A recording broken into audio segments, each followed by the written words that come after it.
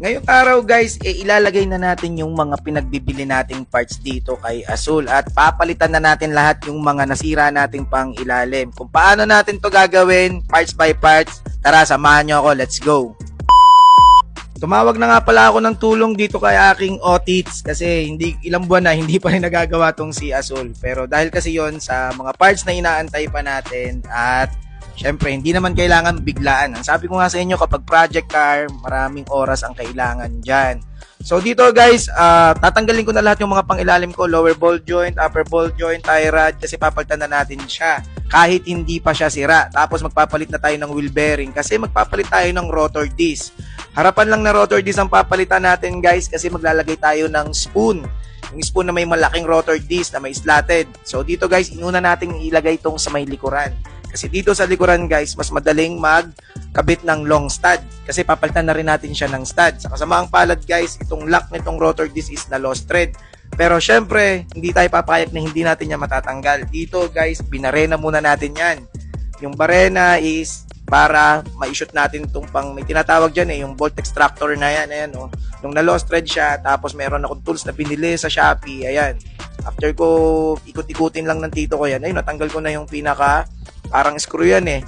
Ngayon, bibili ako ng bagong screw kay Sir Donnie. So, inaantay ko na nga lang siya para mailagay natin dito. At syempre, dahil kinakalawang na yan, yung hub na yan, kailangan natin siyang linisin kasi pipinturahan natin bago natin ilagay para mas maganda at malinis. So, dito guys, ayan, buo pa naman yung wheel bearing niyan. Kaya yung sa pangharap na lang yung papalitan natin kasi medyo may pagkakamahal din yan, ano.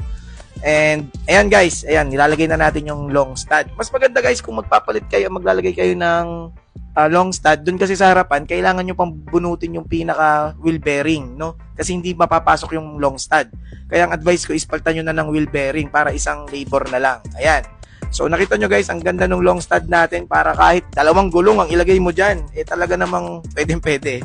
Okay? So, ayan guys, kaya tayo naglagay ng long stud is para safe yung lug nuts natin, para pag naglagay tayo ng spacer. Dito nga pala tayo bumibili ng parts kay A10, dito yan sa may Plaridel, Bulacan, kasi dito guys, kapag bumili kayo ng pyesa at hindi pasok, pwede nyong ibalik, basta may dala kayong resibo.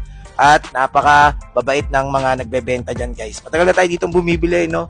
Since 19th century pa. And ito dito guys, dito naman tayo nagpapamasin shop, dito kay Bossing, dito yan sa may Plaridel, malapit din lang kay A10. Kaya ang maganda dito guys, dito sa amin is one-stop shop. At ayan, sinunog niya na. Ewan ko dito bakit niya sinusunog yan. Hindi pala parts natin yan guys.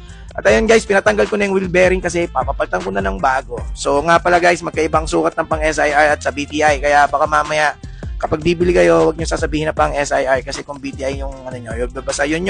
Ayan guys, nagpalagay na rin ako ng ball joint sa ilalim at pinalagay ko na tong long stud natin. Ang ganda ng long stud natin guys, Japan yan, matibay. At ayan guys, sinukat na natin tong rotor disc ng spoon natin na ilalagay, 4x100 na 200 something yung sukat ng rotor disc. Ayan guys, sinukat ulit natin. Baka mamaya hindi ko na ilalagay yung cover dun sa likod ng caliper kasi hindi siya fit. At ayan, naglagay na ako ng bagong tie rod para bago at walang kalawang. So ang mangyayari dito guys, kailangan ko pa ulit ipa-align to after kong mailagay ito ating spoon. Ayan ang ating spoon na kung saan tayo binash guys. Nagpapa-order tayo niyan kapag gusto nyo umorder, marami nag-pre-order. Kaya ano pang inaantay nyo guys, mura-mura lang yan for only 35,000. Set na yan guys, plug and play yan sa mga 15, 16s. Hindi nyo na kailangan magpalit ng spindle. At ayan, dumating itong mga dalawang bossing natin, magpapagawa ng ECU.